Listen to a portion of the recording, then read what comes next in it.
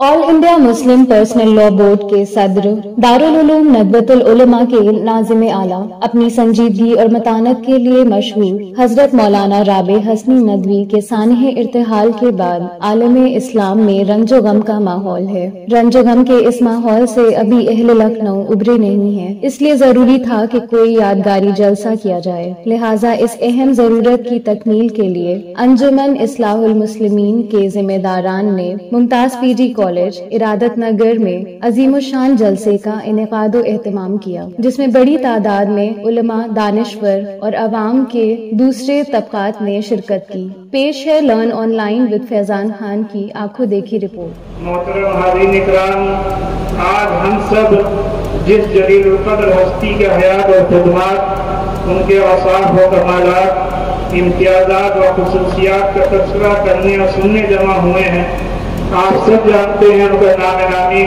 हजरत मौलाना Syed Rabe Hasani Nadvi साहब। आप 29 अक्टूबर 1929 को रायबरेली में पैदा हुए। आपके वालिद वाजिद का नाम मौलाना सैयद रशीद अहमद हसनी था।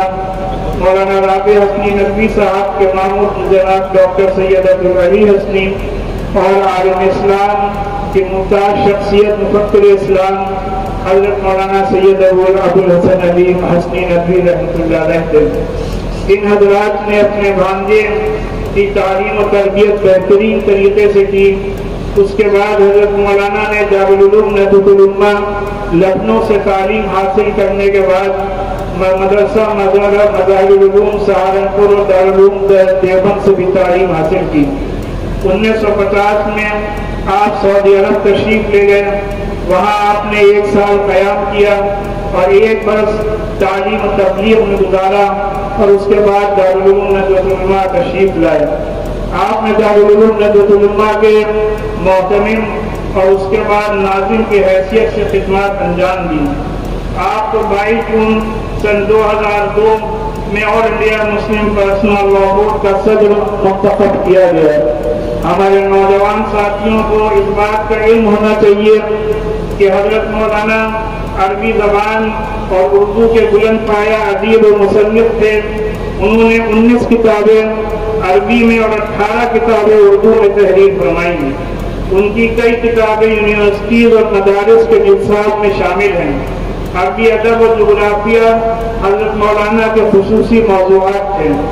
13 अप्रैल 2023 मुताबिक 21 रमजान मुबारक को दारुल उलूम नदवतुल उलमा लखनऊ में जुमेरात को बाद नमाज ज़ोहर हजरत मौलाना की वफात हुई और अगले रोज यानी जुमे को रायबरेली की सरजमीन में आप मदफून हुए। ऐसी ही अजीमुशान शख्सियत के सिलसिले में शायर कहता है कि मगदूर हो तो खाक से पूछूं कि आए लईम, मगदूर हो तो खाक से पूछूं कि आए लईम, तूने वो गंधाए गरमाया क्या किए। हजरात, आज जिस तंजीम यानी अंजुमन इस्लाहुल मुस्लिमीन के तहत इस बज़्म और इजलास का इनेकाद किया गया है, जैसे जनाब सैयद अजहर नबी साहब ने फरमाया कि उसको 1908 में कायम किया गया और तब से लेकर आज तक इस शहर में मुख्तलिफ एजुकेशनल इंस्टीट्यूशंस हों या मसाजिद हों या कब्रिस्तान हो, इसके इंतजाम इस अंजुमन के तहत पूरी जिम्मेदारी के साथ जिम्मेदारान अंजाम दे रहे हैं। इसके लिए मैं अंजुमन इस्लाहुल मुस्लिमीन के तमाम जिम्मेदारों को दिली मुबारकबाद भी पेश करता हूँ और इन हजरात की सताइश भी करता हूँ।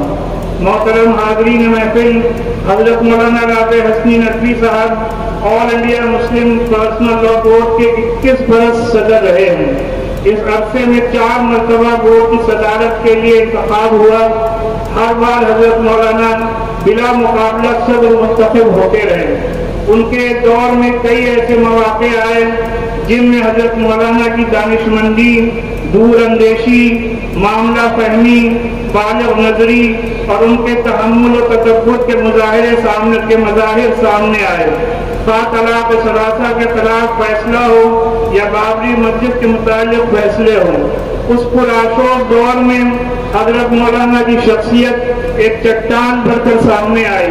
उन्होंने ऐसा कोई बयान नहीं दिया, कोई ऐसा कदम नहीं उठाया جس سے حالات کی سنگینی میں مزید اضافہ ہوتا اور دشمنان اسلام اور فرقہ پرست طاقتوں کو کوئی موقع ملتا۔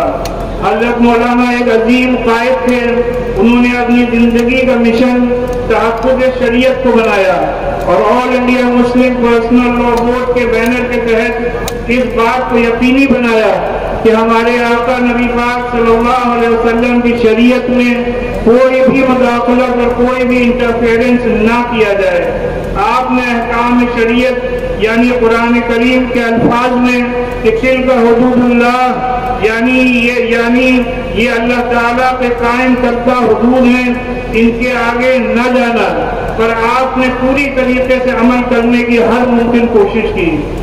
حضرت مولانا بورڈ کے جلسوں میں مسلمانوں کو خطاب کرتے ہوئے اکثر یہ بات ارشاد فرمایا کرتے تھے کہ مسلمانوں کو چاہیے کہ اپنی روزمرہ کی زندگی اسلامی شریعت کے مطابق گزاریں اور جو بھی آپسی اختلافات اور تنازعات ہیں ان کو اپنے ہی اداروں میں حل کریں تاکہ کسی کو بھی الہی شریعت میں دخل اندازی کا کوئی بھی موقع نہ ملے۔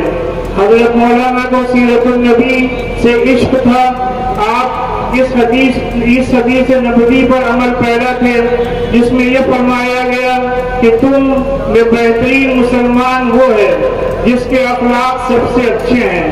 ہم اور آپ سب جانتے ہیں کہ حضرت مولانا کتنے اعلیٰ اخلاق کے حامل تھے۔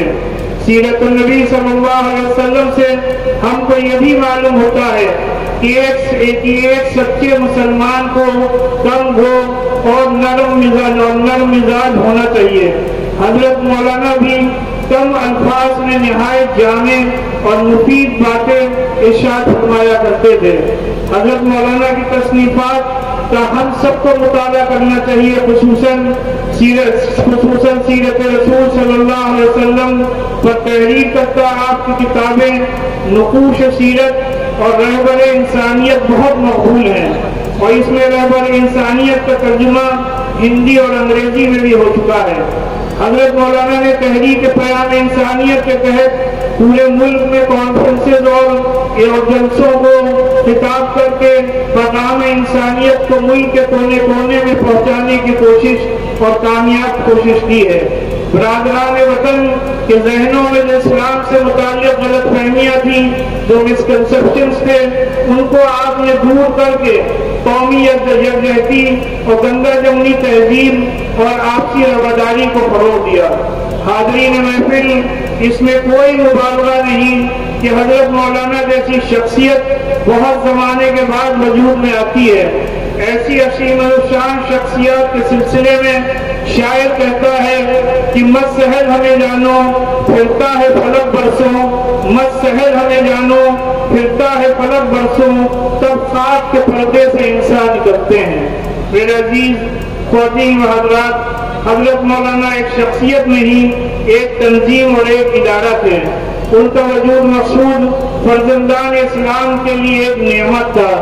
حقیقت یہ ہے کہ نگاہ بلند، سخن دل نواز، جاں پر سوز، یہی ہے رخت سفر میر کارواں کے لیے۔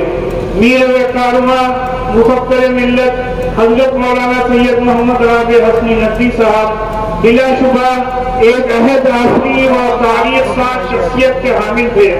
ان کی حیات مستعار کا ایک ایک لمحہ اسلام کی سربلندی کے لیے وقت تھا۔ حضرت مولانا نے اسلامی شریعت پر عامل اور طریقت کے حامل تھے۔ وہ عربی اور اردو کے بلند پایہ مصنف اور صحافی تھے۔ وہ ایک مثالی مدرس اور ماہر منتظم تھے۔ حضرت مولانا نسلوں کے معمار اور مربی تھے۔ ان کے دامن علم و عمل سے وابستہ ہو کر اور ان کی تربیت پا کر نہ جانے کتنے ذرے آفتاب بن گئے۔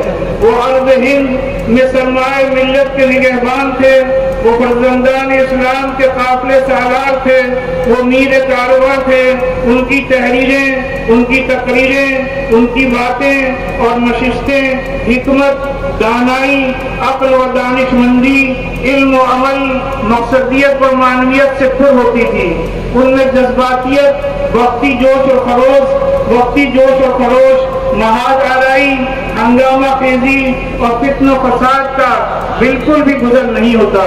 हजरत मौलाना उन खुदा रसीदा उलमाए कराम में से थे जिनको देखने से खुदा ताला याद आता है। आपकी मजलिसों से मार्फत इलाही हासिल होती। मौलाना की शख्सियत इतनी नूरानी और मन मोहनी और जाज़िबे नजर थी कि देखते ही आदमी मशहूर हो जाता। उनकी बातें, उनकी नसीहतें और उनके इरशादात सुनने वाले का उनके इरशादात सुनने वाला तो उनका मुरीद और फरेफ्ता हो जाता। हज़रत मौलाना गैर मामूली सिफात के हामिल थे। वो एक आलिम थे, मुअल्लिम, मुज़क्की, मुफक्किर, मुदब्बिर, मुसन्निफ, मुंतज़िम और सहाफ़ी थे। तकरीबन एक सदी बर मुहीत उनकी मुख्तलिफ जिहाद खिदमात का तस्करा करना इस नाचीज़ के लिए दुश्वारी नहीं बल्कि नामुमकिन है।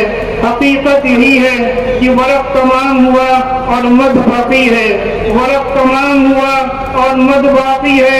सकीना चाहिए इस बहर बेकरां के लिए।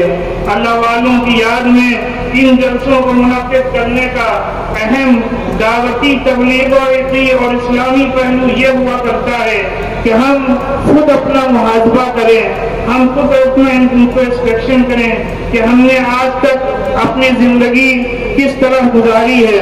और जब हम अल्लाह के हुजूर में हाजिर होंगे तो हमारा नामा अमाल कैसा होगा।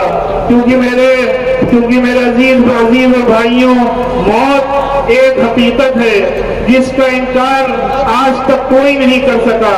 नौज़ुबिल्लाह, इनकार करने वालों ने खुदा का इनकार किया, रसूलों का इनकार किया, पैगंबरों का इनकार किया, लेकिन मौत का आज तक कोई भी इनकार नहीं कर सका।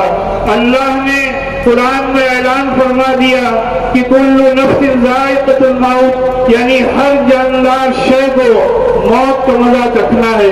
अल्लाह ताला से दुआ है कि अल्लाह ताला हज़रत मौलाना की मग़फ़िरत फरमाए और हम सबको सही तौर पर तबलीग दीन, तबलीग इस्लाम और तहफ़्फ़ुज़ शरीयत के फरीज़े को अंजाम देने की तौफ़ीक़ अता फरमाए। और जिन हज़रात ने आज ये अज़ीम शान कॉन्फ्रेंस का इनेकाद किया है, अल्लाह ताला इनको बेहतरीन अजर अता फरमाए और हम सब का खात्मा ईमान पर फरमाए। लर्न ऑनलाइन की जानिब से आपसे बस इतनी इल्तिजा है कि हमारे इस प्रोग्राम को लाइक, शेयर और सब्सक्राइब ज़रूर करें। साथ ही बेल आइकन दबाना ना भूलें जिससे हमारी हर वीडियो आप तक अपलोड होने के साथ ही पहुंच सके। शुक्रिया।